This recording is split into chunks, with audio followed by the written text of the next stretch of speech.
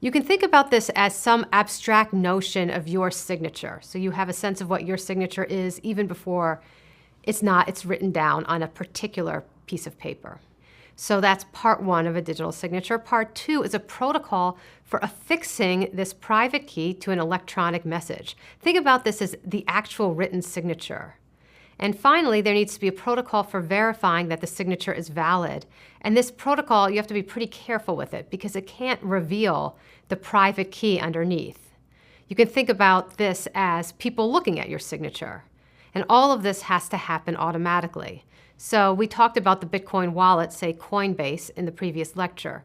So when you transact with Bitcoin, your wallet automatically affixes the signature. And then the Bitcoin exchange automatically verifies the signature. So as I said, it's very important that no one can forge your signature. And this really needs to be impossible here because there's no police department or courts that can come in and say, well, this was a forged signature. It really needs to be impossible. And it is also very important that no one can replicate your signature after reading a message.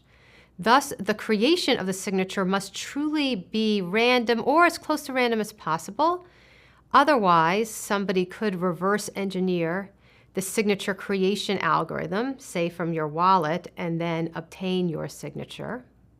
And affixing the signature to the message must also be a process involving encryption, because it must be impossible to back out your signature from looking at the signed message.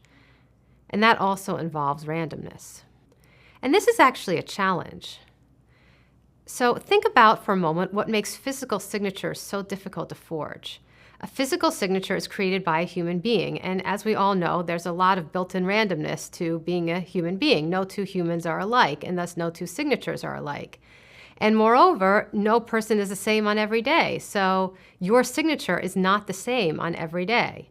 So there's randomness at both steps of signature creation. First, this abstract signature that you've created that you attempt to replicate every time you sign something. And second, the actual signing. Both of those involve true randomness. Now, one might think that producing randomness is easy, but actually it's not. So this randomness that we as humans possess must be produced by the Bitcoin protocols. Now, those familiar with coding will have heard of a concept known as a random number generator. So this is very, very useful as a coding concept.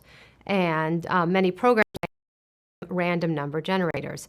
This is software that produces a string of random numbers. It's software that produces a string of random numbers? Really?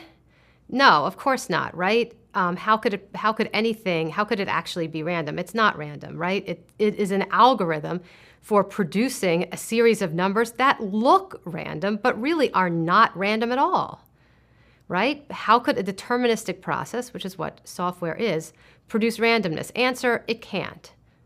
So in fact, there is no such thing as a random number generator when applied to coding. So the more correct name for a random number generator is a pseudo